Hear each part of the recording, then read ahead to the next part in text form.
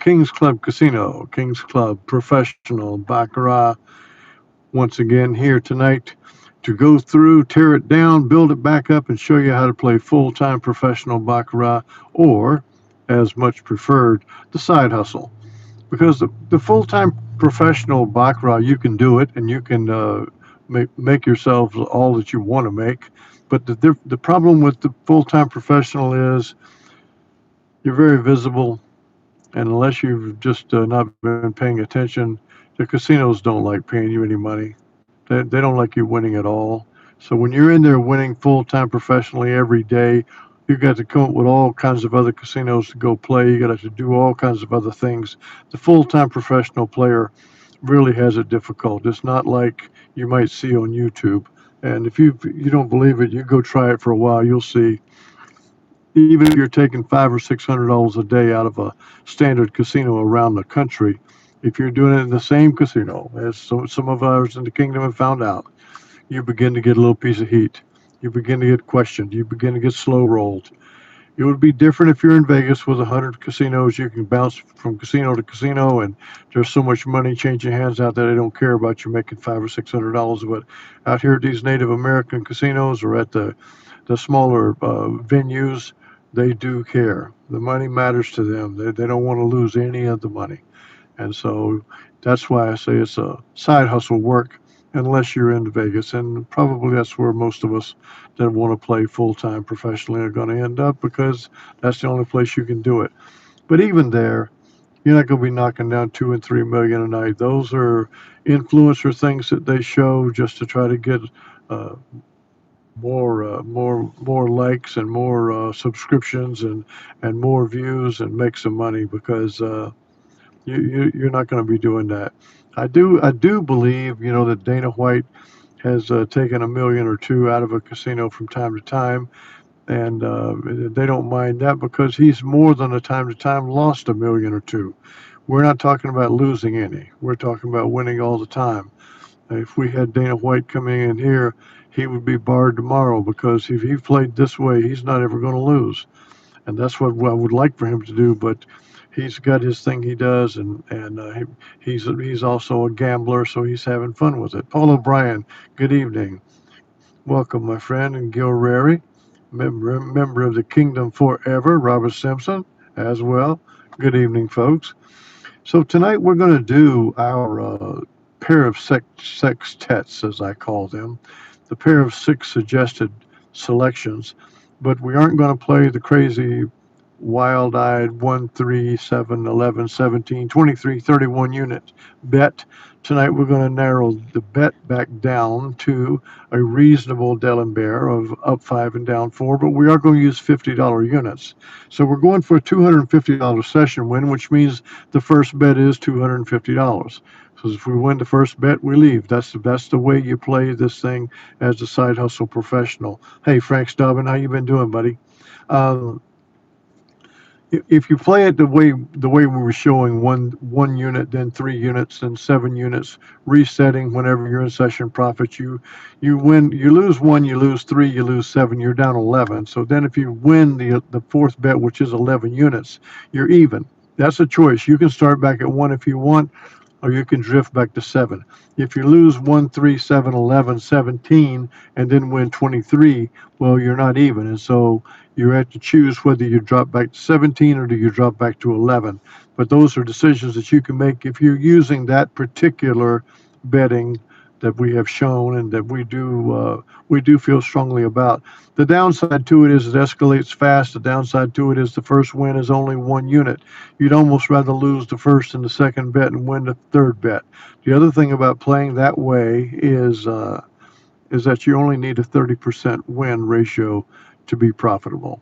So if you are playing this way, then you stand a very good chance of being well over 30%. But we aren't playing banker only this way.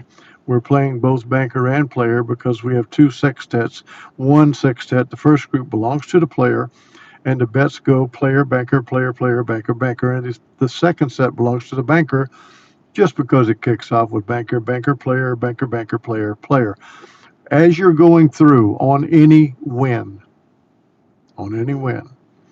you can win inside a sextet and reset to that very same sextet. The way it would happen is this: if you're in the banker sextet, where the banker is banker, player, player, banker, player, banker, banker, player, player.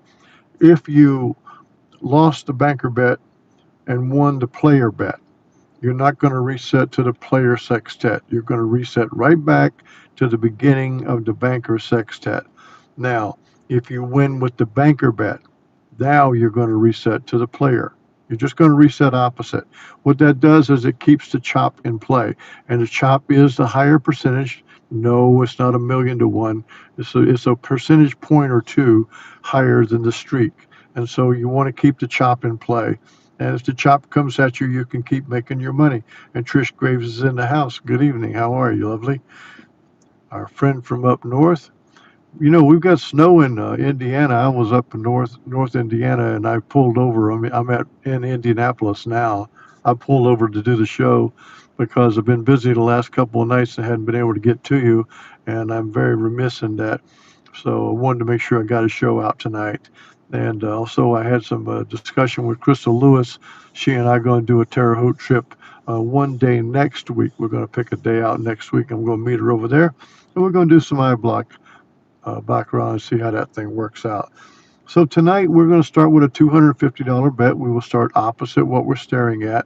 We're staring at a banker win. So our first bet will be player, which means we're in the player sextet, and we're going to play it until we win or till we lose all the money. So the first bet's $250. All we need is one win, and we're golden. But if we lose the first bet, we're going to add 250 to it for a $500 bet. So if you lose the first and win the second, it's the same as winning the first. So let's see how it works out tonight. We have a $250 bet we're going to make on the player right now because we're playing the player sextet because we play opposite of the last win. So we've got a $250 bet on I better get my pen ready just in case. $250 bet. We started at 7,588,150. Let's see if we can win $250 tonight. And there is Crystal Lewis. I've already been talking about you tonight, Crystal, that we're going to do an iBlock at Terre Haute on a day next week. December 7th, you're going to be otherwise occupied. And I did want to give a shout out to you mentioned something about Simon, and I used to play golf with a guy that worked at Simon in Chicago when he would come down here to Indiana, and his name was Mark Brown. Really nice guy. I haven't seen him in a number of years, but as far as I knew, he worked. Now, I don't know if you work at Simon Malls or if it's management of a different Simon group. It's a common name in Indiana. The Simon name goes around, but he worked with the malls, so that's what he did, and give you the 411 on something that doesn't matter to anybody. So, hey, Bill, I'm just I'm just wandering on. We got a $250 bet. We're playing Delamere up 5 units of 50, down 4 units of 50. Or you could divide it up in tens, however you want to do it, but that's what we got now. So we got the first bet there on the player. And let's see what we get. And we get a tie, so what the heck. $250. That's a natural win. That's up 280, 250. We started at 7,588, 150, so we're at 7,588, 400. So we got our money just like that. That's how you do the side hustle. You just take your money and go. But let's go ahead and play another segment. That'll guarantee that we run into a skid mark somewhere, and it will show us. But just for everybody out there, particular Wild Bill, if you're around, Wild Bill, we just won the money, okay? So rip me apart if you want. But this is player, banker, player, player, banker, banker in the player sextet. And the banker sextet is banker, player, banker, banker, player, player. After any win, you reset to the opposite bet. And if it's in the same sextet, then you stay in the same sextet. Hence, if you win with a player bet while in the banker sextet, you reset to the beginning of the very same sextet. There you go. They are all intertwined. I know exactly what you mean. You put the Simon name on it, and you cast a big shadow. That's for sure. Okay. Hey, Chuck Ritter, how you doing, buddy? Thanks again, Chuck, for all that you're doing with the homework in the background and testing things for us. So we're up 250. We're going to go ahead and try to win another 250. So we're at 7,588,400. So that less the commission or whatever, because we're going to play banker now. So we were in a player sextet. We had one bet. Side hustle took the 250 down. So this is 5 units up 50, 4 units down 50. Trying to make $250. We just did. Now this is on the banker, $250. Oh, I'd shoot. Look at see. I say it's on the banker and I put it right on the player. Oh, goodness gracious. I'm sorry. Well, forget that win. That is not a win. That would have been a loss. So now we will start with 250 on the banker. This is where we're supposed to be. 250 on the banker. There we go. And there's the win. All right, JP, how you doing, buddy? I believe Act 733 is JP, our friend in New York. And so if so, welcome. My buddy in Florida, he's on the big cruise out of Fort Lauderdale. They sailed yesterday, and I told him that I hoped he had posh accommodations, and he said, "Well, I'm not sure how good they are." And I said, "No, no, no, no, no. You got to know what posh means." I don't know if he didn't know, so I had to explain it. Somebody tell me quickly, you know what POSH means? It's an acronym, POSH. What does it mean? Okay, well, it means nice accommodations. But what would nice accommodations mean that would generate a acronym of POSH? Somebody out there knows, and I'm wanting you to tell me and the kingdom, what does POSH mean? It has to do with accommodations on a ship. It began with the Titanic, when the best of accommodations were called posh. It's what you had to pay the most for, and it was because of the position on the ship that those accommodations were the highest costing accommodations. So I probably put all of you to sleep by now. So posh means port outward, starboard, homeward. So in both cases, the people that are in the best accommodations are looking at the land. They're looking at where they're going. They're looking at where they ported. So when you hear someone say posh, yes, it means great and good accommodations, but it comes from the old days in the ships when it said your accommodations will port outward, starboard, homeward. So now you've got another little piece of information from the king that is absolutely of no value whatsoever. Okay, so we won three hands now, one of them accidentally. So you have to do it this though. Let's say that we had lost that second hand. If we'd lost the second hand, if we'd played banker, we would have. And so the next bet was going to be $500, and the problem is it was going to be on player, which would have lost. And so now I'm going to try to do that. I'd like to get some losses here, and then we'll close down this show tonight. So Michael Steinfeld, how you doing, buddy? Oh, there we go, JP. Now you got it. Yep, yep. Every doggone acronym, every doggone saying we've ever had in the English language is coming from somewhere. And so I'm one of the guys that I've researched all these old sayings, and I know what many of them mean, and they're all a little bit corny, kind of like posh is. They're all a little bit corny, but they do come with some kind of meaning. So we are going to play a $250 bet on the player now, and let's see what happens here. We're in the player sextet, the first bet for the player. There it is. This is playing D'Alembert, units of 50. All right, we got a loss. So the player has lost, so we're going to go to banker. That's the second bet. So we're going to play $500. Well, let's just do it this way. We're going to play $500. If I miss out on a bet, you guys are going to help me out. And there's a push on the $500 bet.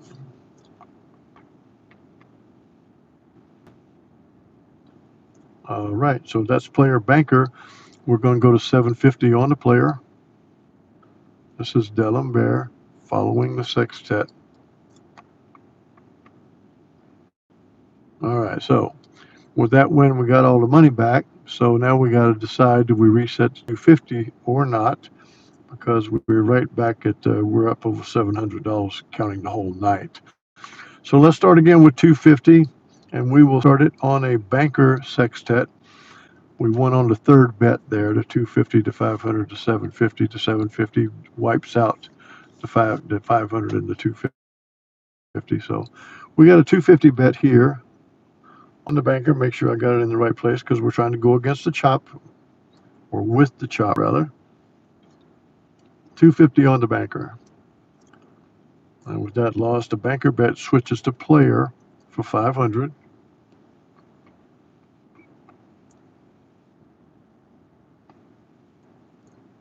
And now we go back to banker for 750. This is in the banker sextet. And there's the win. That gets all the money back less the commission. So let's try it one more time. We're in a banker win here, so we're going to go to 250 on the player. If you win the third bet, you got all your money. But if it's banker, it's less the commission. So that was a player bet. So this is a banker bet, 500.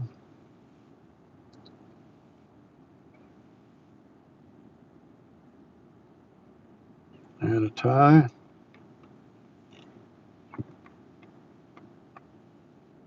And there's the win, and there's all the money. So we started at 7,588,150. We went up to 589,076. So that is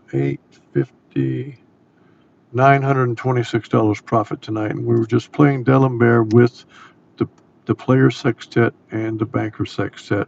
The deepest bet we got was 3. We got there twice. The third win gets you your money back.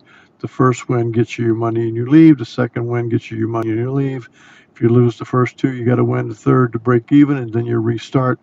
The whole thing is designed so that a 40% win will get you the money. For all those out there helping me go through these, we want to use the 1, 3, 7, 11, 17, 23, 31 betting structure. We want to use that to see how it goes. And we also want to be using the D'Alembert, which is far safer. It doesn't escalate as much. And so that's where we are. Rankonomics shorts. This is not real money, sir. Right now, this is a simulation, but there is actually no difference between real money and simulation money, because we all have bankrolls that we go and play live money, and you play in the casino, you play on this particular simulator, and there is no difference. And so we play the exact same way with real money as we do with the simulator. But thank you for the question. This is professional baccarat. We teach to play it as a side hustle because that's the way you can stay below the radar of the casino, and they do not like giving you money. All those things you see out there where YouTubes are showing them handing out all this money, it's not true. They're all fakes. I can tell you because I've been living in a casino most of my life, and there's a lot of guys here have been too, just like Chuck Ritter out there, and just like Corey Jensen, just like Bill Latta. These guys that are winning $500 and $600 a day, they still get aspersions cast at them. They still get the bad looks. And I'm not even sure that a couple of the aforementioned aren't about to get barred, and they are not winning millions. The problem is that they're playing in the same casino all the time because you're out here in the heartland where you don't have the Vegas hundreds of casinos available. But we might all be doing that soon. We're going to see how this works out. Very welcome, Crystal Lewis. I appreciate it. Thank you so much. I can't wait to renew our acquaintance and have some fun over there in the Terre Haute Casino. Right now, covered with snow out here in the heartland, and that's just the way it worked. But we will be back with you night after tomorrow night, and I'm going to continue to work to where we get this thing down to the 100% win. Even this right here is not 100%. This can go against you. The planets can align. They can align against these twin sextets. It's not likely. It doesn't happen very much. I've not even seen it yet. But I can envision that it can. And Corey Jensen said he thought he saw one that did on a big road at his casino, and he took a picture. He said, "Go send it to me." So we'll be looking at that with keen interest. And aside from that, we are balancing our selection. I would tell you this now: I do really like to play Chop 2-3. It doesn't give you as many bets as Chop 1-2, but it's not as volatile. And it's far more predictable. I actually don't believe you could ever lose playing Chop 2-3. The problem with it is you're going to have a busy table because you got a lot of hands you're going to sit out. But on the Chop 2-3 with a really, really solid up 5, down 4, or up 10, down 9 D'Alembert, you're never going to lose for the rest of your life, because not only you're playing banker only, and the banker only will win at roughly 51% most of the time. It wins at 60 some of the time. It wins in the low 40s some of the time, but it never is down in the 20s. And so that's why playing banker only and Chop 2-3 I feel so strongly about. And that, since that's what we're looking at being professional winners all the time. I'm just showing all these others, and we're trying to narrow them down. Actually, we're trying to eliminate. Do they get eliminated? And right now, they're not getting eliminated. So we're going to see. We're going to stay with it. Thank you to all of you. And to Michael Steinfeld, thank you, sir. I'm glad to be here. Get some posh accommodations for all you guys, man. You deserve it. This is the King telling you. God bless you all. Good night, folks.